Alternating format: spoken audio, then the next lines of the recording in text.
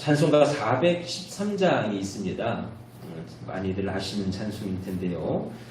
내 평생에 가는 길 순탄하여 늘 잔잔한 강 같든지 큰 풍파로 무섭고 어렵든지 나의 영혼은 늘 평안해 라는 찬양입니다. 많이들 좋아하시죠? 이 찬송. 네, 여러분 이 찬송이 쓰여진 배경에 대해서 들어보셨습니까? 이 찬송가 배경을 이렇게 하나씩 보면요. 그것만 갖고도 은혜가 되거든요. 이 찬송도요. 미국의 한 대학교 교수가 큰 풍랑으로 인하여서 4명의 딸을 한 번에 다 잃게 되어지고 난 후에 하나님께 기도하는 가운데에서 주시는 놀라운 은혜, 놀라운 평안함을 얻은 가운데에 쓰여진 그런 찬송이라 그래요. 여러분, 우리의 삶에는 느닷없이 나도 어찌할 수 없는 고난과 질병이 올 때가 있습니다. 원치 아니하는 고통과 어려움을 당할 때도 많이 있고요. 또 우리가 어떻게 가늠할 수 없는 그런 삶의 부풍이 몰아칠 때도 있다는 거예요. 자, 그러한 일이 생겼을 때에 그때에 나에게 아무런 도움을 줄 수 있는 사람도 없고 그 누구도 나를 도와주지 못하는 어떤 그러한 상황에 놓여 있을 때에 우리는 어떻게 해야 할 것인가? 어떻게 그 난관, 그 고난을 극복해 나갈 수 있을 것이며 그 어둠을 헤쳐나갈 수 있을까요? 오늘 우리가 함께 읽으신 이 본문의 말씀에서 그 지혜가 있습니다. 이 본문의 말씀은요, 예수님께서 이제 오병이어의 기적을 행하신 이후의 말씀이죠. 그 이후에 일어나신 사건이에요. 예수님께서 오병이어의 기적을 베풀어 주셨습니다. 그리고 제자들에게 말씀하시는 거예요. 너희가 먼저 배를 타고 저 갈릴리 바다 건너편 벳세다를 향하여서 가라 하시는 그런 말씀을 하셨어요. 그리고 예수님께서는 홀로 산에 올라가셔서 이제 기도하시더라 라는 것이 말씀이죠. 그런데 제자들이요, 배를 타고 가는데 무엇을 만납니까? 풍랑을 만나게 되어죠. 같은 사건을 다루고 있는 마태복음 14장 24절 말씀에 보니까 물결을 인하여서 고난을 당하더라 라고 이렇게 말씀하거든요. 배가 이미 술이나 많이 떨어져 나와 있습니다. 다시 돌아갈 수 있는 상황이 아니에요. 그러한 가운데에서 풍랑을 만나게 되어졌어요. 근데 그 풍랑이 보통 풍랑이 아니에요. 고난을 당해야 할 만한 어떤 그런 큰 풍랑이었다라고 이렇게 설명을 하고 있는 것이죠. 여러분, 이 풍랑을 만나기 전까지 제자들의 마음이 어떠했을까? 여러분 어떠셨을 것 같아요? 오병이어의 기적입니다. 물고기 2마리 떡 5개를 가지고 남자만 5,000명, 그 많은 인원이 먹고도 12강줄이가 남음이 있는 정말로 놀라운 기적을 경험했던 이 제자들이 진짜로 정말 바라봤을 때에 사람이 죽었다가 살아난 그런 어떤 기적 말고요. 그거 이상, 그 다음으로 정말로 놀라운 어떤 기적의 모습 아닐까요? 참 놀라운 어떤 그런 기적의 모습을 이 제자들이 바라봤다는 거예요. 그러니 그들의 마음 가운데는요, 당당함이 있었을 것 같아요. 야, 우리가 믿는 예수님, 우리가 지금 바라보고 따르고 있는 그 예수님 이렇게 놀라우신 분이야. 예수님이라고 한다면 정말로 기적과 같은 일들을 많이 이루어내시는 그러한 분이야. 그러니 우리 앞에 문제가 걱정할 일이 없지. 우리 앞에 놓여져 있는 그 문제들을 우리가 그것으로 인해서 근심할 이유가 없어. 아니, 어쩌면 고난이라고 하는 문제라고 하는 것이 예수님으로 인하여서 주어지지 아니하겠구나 라는 모두 그런 마음을 갖지 않을까요? 그런 제자들에게요, 어찌할 수 없는 고난이 찾아왔다라는 거예요. 지금까지 가지고 있던 자신감, 평안함, 기쁨을 송두리째 뽑아 버릴 만한 그런 문제가 그들에게 찾아왔다는 것입니다. 우리가 이러한 모습들을 바라보면서 깨닫는 것이 있어요. 그것이 뭐냐면 고난은 누구에게나 다 찾아온다는 거예요. 우리가 인생을 살아가면서 누구나 다 어려움을 당하고 고난을 당합니다. 어려움이 없으면 좋겠고 고난이 없었으면 좋겠지만 누구에게나 다 마찬가지.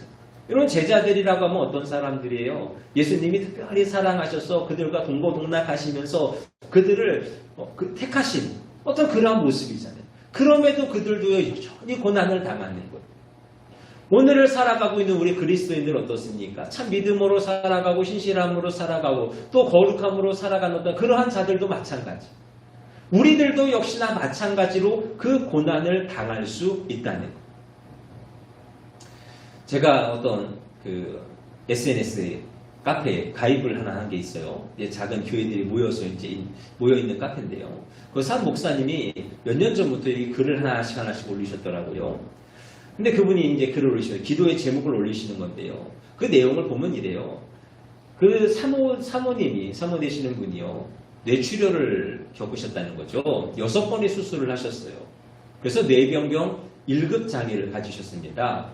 근데 저는 사실 상상이 안 돼요. 어떠한 모습일까? 근데 그분이 쓰시는 내용을 보면은요. 뭐 이렇게 말 그대로 자기의 변을 얼굴에 묻히고 몸에 바르고 또 손으로 막 얼굴이고 몸을 다 쥐어 뜯고 휘어파고 그러면서도 내가 지금 무엇을 하고 있는지를 인지하지 못하는 어떠한 그런 모습.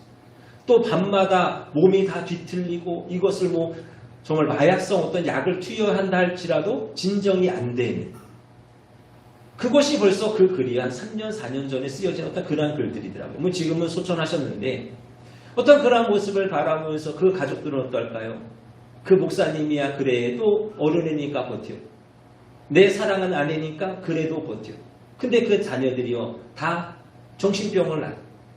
뭐 당장 뭐 병원에 끌려가는 그런 건 아니지만요. 우울증을 겪고 불안함을 겪고 어떤 그러한 모습들. 정말로 신실하게 살아가시려고 하는 애쓰는 모습을 봐요. 정말로 하나님을 간절히 찾는 모습을 바라봐요. 여러분 그렇게 살아간다 할지라도요. 그의 삶에 고난이 찾아오더라는 것.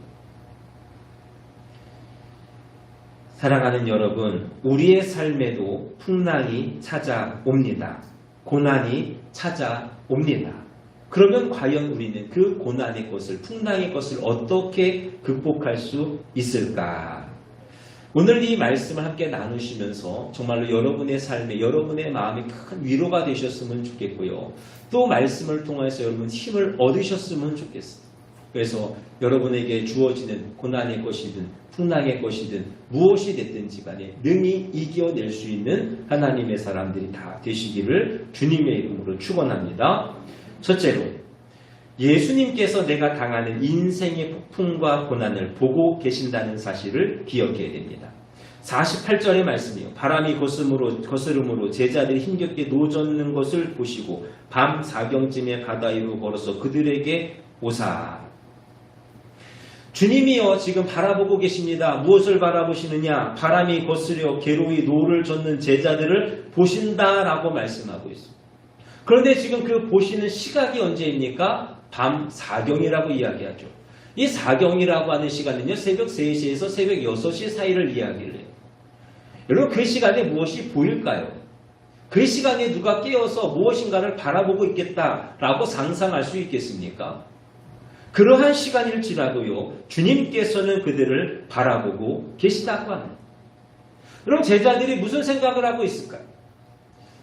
왜 주님께서는 우리와 함께하지 아니하시고 왜 우리를 먼저 보내셔가지고 이 밤 캄캄한 밤 가운데에 지금 다른 누구도 돌아다니지 않고 다니는 이도 없어. 그러니 우리를 바라볼 수도 없고 바라보는 이도 없고 우리를 도와줄 이도 없는 어떠한 이러한 때 왜 우리를 보내셨는가 하는 여러 가지의 마음, 여러 가지 원망의 것들이 있지 않겠어요. 그러나 주님께서 그들을 향해서 하시는 말씀이 뭡니까? 오늘 우리가 하시는 말씀이 뭐예요? 아무도 없는 그때에 사방이 캄캄한 그때에 주님께서는 그 모든 것들을 바라보고 계신다는 거예요. 여러분 술이나 떨어졌다라고 말씀을 드렸어요. 한밤중이라고 말씀을 드렸습니다. 바로 옆에서 보지 않으면요 무엇을 하는지 볼 수가 없는 그러한 상황이에요. 그런데 예수님께서는 저 산 위에 올라가셔가지고 지금 기도하고 계시잖아요. 그럼에도 불구하고 그 제자들이 무엇을 하고 계시는지를 낱낱이 보고 계시다고 한다는 것. 이 믿음이 여러분에게 있기를 원합니다. 주님은요 우리를 보고 계시는 분이에요. 전능하신 하나님의 아들이시고 또 제2위 되시는 예수님께서는 우리가 고통하고 신음할 때에 우리를 보고 계시고 듣고 계시고 생각하고 계시고 알고 계신다는 것입니다. 시편 139편의 말씀입니다. 여호와여 주께서 나를 살펴보셨으므로 나를 아시나이다. 주께서 내가 앉고 일어섬을 아시고 멀리서도 나의 생각을 밝히 아시오며 나의 모든 길과 내가 눕는 것을 살펴보셨으므로 나의 모든 행위를 익히 아시오니 여호와여 내 혀의 말을 알지 못하시는 것이 하나도 없으시나이다. 하나님께서 여러분의 마음의 모든 것들, 여러분의 생각하는 모든 것들, 앉고 일어서는 것들, 말하는 것 가운데 알지 못하는 것이 하나도 없으신다는 것을 믿음으로 나아갈 수 있는 저와 여러분들이 되셨으면 좋겠습니다. 주님께서 풍랑 가운데에서 제자들을 바라보고 계셨듯이 여러분들의 삶의 모든 것을 하나하나 바라보고 계시다라는 것. 여러분 그 하나만으로도 우리의 마음이 얼마나 큰 위로가 되어집니까? 아무도 나를 알아주지 아니하고 그 누구도 내 마음 몰라주는 것 같아. 지금 내가 너무나도 힘들고 내가 너무나도 괴롭지만 그 마음의 것을 하나님이 지금 바라보고 계신다고 한다면, 주님께서 그것을 모두 바라보고 계시기 때문에 알고 계신다고 한다면, 그럼 그것만큼 힘이 되는 게 있을까요? 그것만큼 위로가 되어지는 것이 있겠습니까? 그런 주님께서는 바라만 보시는 것이 아니요, 우리를 사랑하시고 우리를 지키시기를 원하시고 우리를 인도하시기를 원하시기에 당연하게도 우리를 도와주시는 줄로 믿습니다. 우리의 짐을 덜어주시는 것이요 우리가 어려울 때마다 위로하여 주시는 분으로서 믿는 저와 여러분들이 되셨으면 좋겠습니다.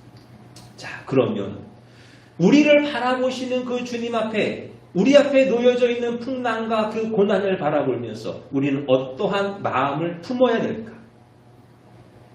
바라기는 낙심치 아니하는 저와 여러분들이 꼭 되시기를 원합니다. 주님이 보시기 때문에 좌절하지 않는 거예요. 주님이 바라보시기 때문에 절망하지 않는 것입니다. 그 마음, 그 믿음으로 나아가야 합니다. 고난이 여러분들의 삶을 엄습할 때, 폭풍이 일어 괴로운 인생의 노를 저으며 항해할 때에 여러분의 삶을 아시고 여러분의 삶을 보시기에 우리는 더 이상 한숨 지을 필요도 없고 낙심할 필요도 없고 실망할 필요도 없음을 고백할 수 있는 저와 여러분들이 다 되시기를 원합니다. 그 주님 바라보시면서 그 예수님 고백하시면서 도리어 힘을 얻으시고 위로를 받으시고 담대함으로 폭풍을 향하여서 나아가는 우리가 되실 수 있기를 바랍니다. 두 번째로, 폭풍 가운데 예수님께서 고난의 현장에 찾아오신다는 것. 48절 말씀 계속해서 보시면 밤 사경쯤에 바다 위로 걸어서 그들에게 오사 지나가려고 하시매 라고 말씀해요. 지금 주님께서 어떻게 하셨습니까? 그들에게 오셨다고 하는 거예요. 49절도 마찬가지예요. 제자들이 그가 바다 위로 걸어 오심을 보고 유령인가요 소리 지르니. 그들에게 오셨어요. 찾아오셨습니다. 주님께서는 그들을 바라보시고 또 바라보시는 가운데에 찾아오시는 분이시다라는 거예요. 우리 예수님께서는 언제나 우리를 바라보실 뿐만이 아니라 고난의 현장 가운데 찾아오셔서 위로하여 주시고 해결하여 주시는 분이십니다. 50절 말씀해 보니 그들이 다 예수를 보고 놀라니라. 이에 예수께서 곧 그들에게 말씀하여 이르시되 안심하라 내니 두려워하지 말라 하시고, 지금 그들을 바라보셨어요. 그리고 그들에게 찾아오셨습니다. 그들이 놀랐어요. 그럴 때 주님께서 그들에게 주신 것이 무엇입니까? 말씀하여 주셔서 안심케 하여 주시고 그들에게 위로를 더하여 주시더라는 거예요. 그리고 나아가서 우리를 모든 고난에서부터 건지시고 구원해 주심을 바라보는 저와 여러분들이 되셨으면 좋겠습니다. 시편 34편 19절 말씀입니다. 의인은 고난이 많으나 여호와께서 그의 모든 고난에서 건지시는도다. 우리의 삶 가운데의 고난과 풍랑이 늘 찾아옵니다. 우리를 힘들게 합니다. 그러나 결국에는 우리 아버지 되시는 주님께서 우리 가운데 찾아와 주셔서 우리를 건지시고 세워주신다는 말씀입니다. 또 이사야 49장 13절 하늘이여 노래하라 땅이여 기뻐하라 산들이여 즐거이 노래하라 여호와께서 그의 백성을 위로하셨은즉 그의 고난당한 자를 긍휼히 여기실 것임이라. 고난당할지라도 풍랑 가운데 있을지라도 기뻐하라 말씀하십니다. 즐거워하라 말씀하십니다. 왜 그렇습니까? 고난당하는 자를 주님께서는요, 긍휼히 여겨 주시는 분, 그들을 위로하여 주시는 분이십니다. 그렇기 때문에 우리는 고난당하는 그 순간이랄지라도 우리 주님께서 나와 함께 하시고 나에게 동행하여 주시기에, 우리를 긍휼히 여겨주시고 우리를 위로하여 주시기에 우리는 기뻐하며 즐거워하며 나아가는 것임을 기억하여 나아갈 수 있는 저와 여러분들이 되셨으면 좋겠습니다. 근데 여러분, 때로는요, 우리가 그 믿음 가지고 살아가고 우리가 그것을 고백하며 살아가고자 애쓰고 힘쓰는 가운데에서도요, 어떤 마음이 드냐? 이 고난 가운데 마치 나 혼자 있는 것 같을 때가 있어요. 이 고난 가운데, 이 풍랑 가운데 나 홀로 있는 것 같이 여겨질 때가 있다는 거예요. 마치 하나님이 나를 바라보지 않으시는 것 같아요. 하나님이 나를 버리신 것 같이 느껴질 때가 있어요. 왜 하나님은 나를 외면하시고 하나님은 왜 나를 버리셔서 나를 이 고난을 당하게 하시는가 원망하며 불평하며 나아갈 때도 분명하게 있다는 거예요. 여러분, 제자들을 보세요. 제자들도 마찬가지예요. 주님께서 바라보셨습니다. 그들에게 찾아오셨습니다. 그럼에도 불구하고요, 그들이 보여주는 모습은 어떻습니까? 유령인가 하여 놀라더라는 거예요. 그리고 주님이 찾아오셨으면 기뻐해야 되지 않아요? 감사해야 되지 않습니까? 기쁨이 넘쳐나야 되지 않아요? 근데 오히려 유령인가 하여 놀라고 있다는 거예요. 왜 그럴까요? 여러분, 이 제자들의 마음 가운데에 예수님이 예수님으로 보이지 않는 것, 예수님을 예수님으로 인정하지 않는 것, 이 고난의 순간에 과연 누가 와서 우리를 도와줄 수 있을까? 예수님인들 우리 가운데 오셔서 우리를 도와줄 수 있을까? 그럴 수 없다라는 생각이요. 그 예수님을 인정하지 못하는 것. 오병이어의 기적을 베풀어 주셨음에도 불구하고 여전히 그들에게 있어서의 예수님의 모습은 그저 멀리서 바라보실 수 있을지라도 우리 가운데 찾아와서 우리를 도와주실 수 있는 분이라 믿지 못하고 있다는. 바라기는 저와 여러분들 그럼에도 불구하고 찾아오시는 분으로서 믿는 은혜가 있기를 원합니다. 여러분이 어떠한 상황에 있다 할지라도, 여러분들이 처한 환경이 어떠할지라도 주님은 찾아오시는 분, 함께해 주시는 것입니다. 능히 그리 하실 수 있는 분이십니다. 이것을 믿음으로 나아가 그 은혜를 경험하여 나아갈 수 있는 저와 여러분들이 되셨으면 좋겠습니다. 그래서 여러분, 고난을 바라보는 것이 아니라 그 고난의 저편에서 우리를 향하여서 걸어오고 계시는 그 주님을 바라볼 수 있는 여러분들이 꼭 되셨으면 좋겠습니다. 고난이라고 하는 그것에만 우리의 눈을 두고 그 시선을 잡아두어서 우리가 그 안에서 절망하는 것이 아니라 지금도 나를 향하여 찾아오시고 지금도 나를 향하여서 걸어오시는 그 주님을 바라보시면서 힘내어 살아갈 수 있는 저와 여러분들이 되실 수 있기를 원합니다. 마지막으로, 아무리 엄청난 폭풍일지라도 바람이 그칠 때가 있음을 기억하시기를 바랍니다. 51절의 말씀이요. 배에 올라 그들에게 가시니 바람이 그치는지라 제자들이 마음에 심히 놀라니. 자, 폭풍이 언제 그쳤습니까? 바다가 언제 잠잠해졌습니까? 예수님께서 배 위에 올라가실 때에 되어졌습니다. 여러분 보세요. 잘 생각해 보세요. 예수님이 바라보셨습니다. 바라보실 때에 바다가 잔잔해졌습니까? 아니에요. 예수님이 그들에게 다가오셨습니다. 다가오실 때에 파도가 그쳤나요? 바람이 그쳤습니까? 그렇지 않다는 거예요. 그들이 타고 있는 그 배에 오르실 때에 그 바람이 잔잔해졌다라고 성경은 말씀하고 있다는 거예요. 이런 풍랑이라고 하는 것, 이 고난이라고 하는 것은 그렇게 쉬운 존재가 아니에요. 물론 예수님께서 우리에게 믿음을 주시고자 하시는 어떠한 그러한 경우도 있지만요. 이 고난이라고 하는 것, 풍랑이라고 하는 것은 우리를 넘어지게 하고자 하는 일들이 많지 않습니까?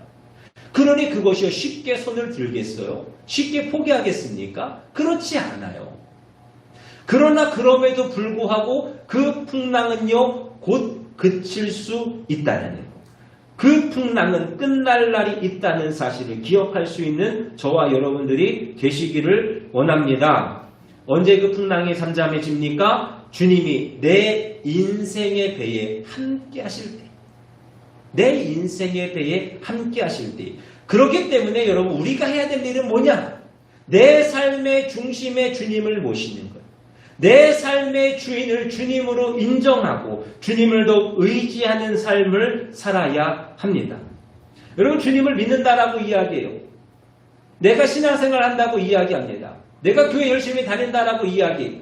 근데 여전히 내 삶의 주인이 주님이 되어지지 않으셨어요. 여전히 내 삶의 주인은 나고 그저 예수님은 언제 필요하냐? 나에게 무엇인가 간구할 것이 있을 때, 나에게 무엇인가 어려움이 있을 때, 마치 그저 내 주변에 두고서는 필요할 때마다 찾는 어떤 그러한 존재로서 우리가 주님을 바라보고 있지는 않냐는 거예요. 여러분의 인생의 풍랑이 그치기를 원하십니까? 여러분의 삶에 있는 그 고난이 멈추기를 원하십니까? 내 삶의 주인이 주님이 되셔야만 합니다. 내 삶의 주인이 되어주시고 내 삶의 중심을 채우고 있는 것이 그 주님이 되셔야만 우리의 삶의 풍랑이 그치는 줄로 믿는 저와 여러분들이 되셨으면 좋겠어요. 여러분 날마다 인정하십시오. 철저하게 인정하시고 의지하십시오. 언제나 주님만이 나의 모든 것이 되시고 내 삶의 중심이 되심을 고백하며 나아갈 때에 삶의 고난의 물결이 잔잔하게 되어질 줄로 믿습니다. 하나의 이야기를 좀 하고 마칠까요? 구약 성경에 나오는 미드라시라는 것이 있어요. 유대인 성경의 이제 주석이라고 보시면 돼요. 거기에 나오는 이야기에 이런 이야기가 있습니다. 어느 날 큰 전쟁에서 승리한 다윗이요, 승리의 기쁨을 그것을 이제 좀 오랫동안 기억하기를 원해서 반지를 만들기로 했어요. 그래서 보석 세공사를 부릅니다. 그래서 그에게 이야기하는 거예요. 반지를 만들 때 거기에 내가 큰 승리를 거두어 기쁨을 억제하지 못할 때 그것을 조절할 수 있는 글귀를 새겨 넣어라. 동시에 내가 절망에 빠져 있을 때는 그 글귀를 보고 용기를 낼 수 있어야 하느니라. 그럼 어떠세요? 어떤 말이 어울릴까요? 내가 자만하지도 아니하고 절망하지도 아니할 수 있는 그러한 말. 어떤 이야기, 어떤 글을 그 안에 써야 될까? 이 보석세공사가요, 몇 날 며칠을 고민하다가 솔로몬을 찾아갔다는 거죠. 그리고 솔로몬에게 가서 이야기를 합니다. 그랬더니 솔로몬이 대답하기를 반지에 이렇게 적으십시오. 이 또한 곧 지나가리라. 사랑하는 여러분, 여러분의 인생에 캄캄한 어둠이 있으십니까? 밤과 같은 고난의 일들이 있지는 않으십니까? 그러나 곧 우리 앞에 새벽이 밝아오게 될 것입니다. 마침내 주님께서 우리와 동행하시고 우리의 삶을 인도해 주시고 모든 삶을 주관해 주실 것입니다. 이것을 더욱 믿으시고 우리는 그저 내 안에 주님을 채우기를 힘쓰시고 내 안의 중심을 주님으로 모시기를 힘쓸 수 있는 저와 여러분들이 되시기를 원합니다. 그때에 주님이 주시는 은혜로서 이 또한 지나가는 그 은혜를 경험할 줄로 믿습니다. 말씀을 정리합니다. 오늘 이 말씀을 통하여서 여러분의 삶에 지혜가 있으시기를 원합니다. 풍랑을 만나시고 고난을 만나시거든 허둥지둥하는 것이 아니라 이 말씀이 떠올라서 이 말씀이 지혜가 되셔서 여러분들 그 고난의 풍랑의 것들을 잘 이겨내셨으면 좋겠어요. 큰 풍랑 가운데 주님은 우리의 모든 고통과 걱정과 근심을 바라보시는 분이십니다. 그리고 괴로이 신음하고 있는 내 삶의 현장에 찾아오셔서 안심하라, 내니 두려워 말라 위로하여 주시는 분이십니다.